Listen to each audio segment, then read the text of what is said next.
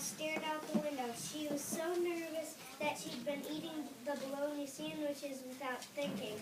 Now that they were gone, at least they had the car. It zoomed silently forward. Maybe it wasn't quite as fast as the speeding bullet, but it was pretty darn fast. I have, like, the pedal to the metal already, Brittany pointed to the gamma dial where the needle was on red. She didn't bother flicking her hair. The wind did it for her. Up ahead, two superheroes and a rat turned. There was no time to move, no time to react at all. And that's when they heard it. A cry ripped through the night. Ah-yee-ah! Was it Tarzan? Was it the Lone Ranger with his faithful companion Tonto? Was it some guy who just liked yelling? It was none of those. The Gamma Drive Enchanted convertible driven by Evil Potion Enchanted Girl was a few feet away, maybe inches, when a streak of purple flashed in front of her, swinging on a cable suspended from a crane. Mike, Aspirin sidekick, snatched Melvin and Hugo out in front of the speeding car. Just in the nick of time to be exact, but the bad girls were not giving up. Turn this thing around and try again, Chantel yelled. I'm on it, Brittany yelled back.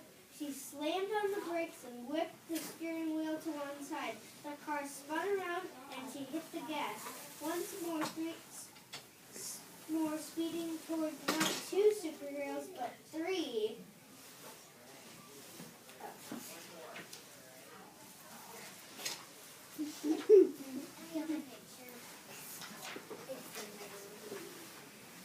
This time they were ready for her, or were they?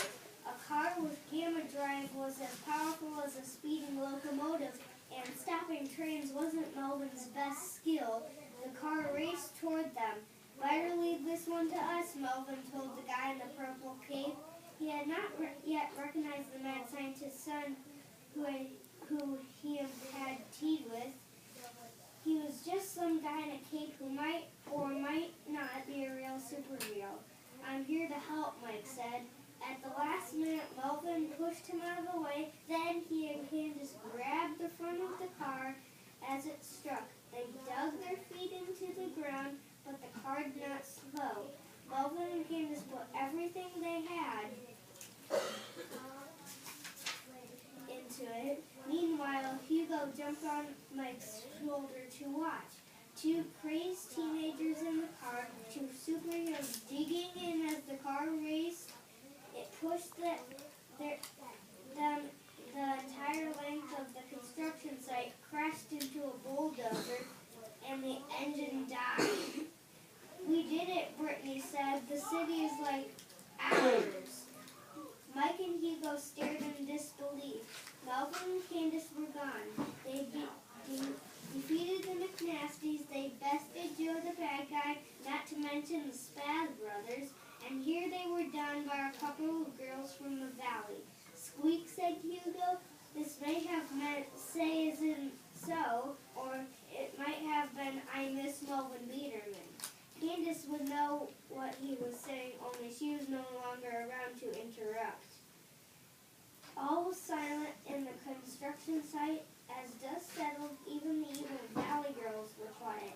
And then there was a tremendous sound of steel bending, the car still occupied by the two crazed teenagers lifted off the ground, and there stood Melvin and Candace beneath it, holding it up. They turned the car over and dumped it, Brittany and Chantal, onto the ground. Curses, Chantal said. Yeah, curses, Brittany repeated. This is what villains said when someone fooled their evil plans.